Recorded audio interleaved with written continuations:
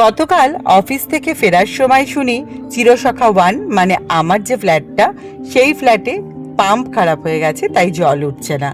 জল বিনা থাকা তো সম্ভব নয়, তাই চলে এলাম চিরসখা থ্রিতে।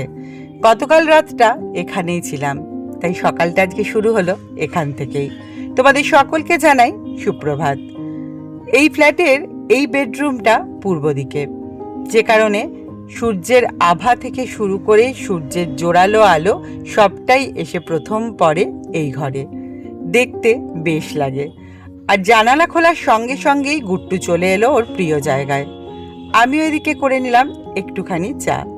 এখানে তো সেরকম রান্নার কোনো সরঞ্জাম থাকে না, একটু চায়ের ব্যবস্থা করে রাখি যদি হঠাৎ করে কেউ আসে সেই জন্য। আমি একটু চা করে এই রোদের আভা গায়ে মেখে একটা হালকা শীতের চাদর গায়ে দিয়ে চাকে এনজয় করছিলাম বারান্দায় দাঁড়িয়ে দাঁড়িয়ে। এদিকে দেখি গুট্টুও কিন্তু ব্রেকফাস্টটা করে নিল। তাড়াতাড়ি করে ব্রেকফাস্ট করে নিয়ে ও আবারও চলে গেল ওর প্রিয় জায়গাটায়, মানে মাস্টার বেডরুমের এই খাটে কোলবালিশের ওপর। এখানে বসে বসেই ও সারাক্ষণ রোদ পোহায়। যদিও ওরা যেহেতু পার্সিয়ান ক্যাট, তাই ওদের জন্য রোদ ভীষণ উপকারী। গুট্টুকে অবশ্য এর জন্য জোর করতে হয় না। যখন যেখানে যেমনভাবে রোদ পায় ও কিন্তু পুরো রোদটাই গায়ে মেখে নেয়। আজ শনিবার, আমার ছুটি থাকলেও রিয়ার আজকে ওয়ার্ক ফ্রম হোম। সেই জন্য রিয়া এক্ষুনি অফিসে বসবে, স্নান সেরে রেডি হয়ে নিয়েছে, খানিকক্ষণের মধ্যেই লগ ইন করবে। তার আগে গুট্টুর সাথে একটুখানি খেলে নিল। আমি আর বরুণও এই ফ্ল্যাট থেকে স্নান করে তবেই ওই ফ্ল্যাটে যাব।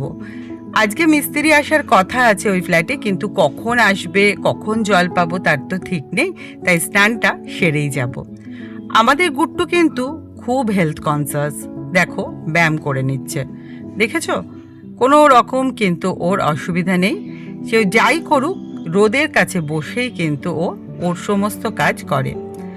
একটু দেরি আছে মিস্ত্রি আসতে ওই ফ্ল্যাটে যেতে, তাই আমি একটা গল্পের বই নিয়ে বসলাম। অনেকদিন আগেই গল্পের বইটা একটুখানি পড়ে রেখেছিলাম, বাকি অংশটা পড়ছিলাম। এর মধ্যেই খবর এলো মিস্ত্রি চলে এসছে, আমাকে যেতে হবে ওই ফ্ল্যাটে। চলো তাহলে আজকের মতো টাটা।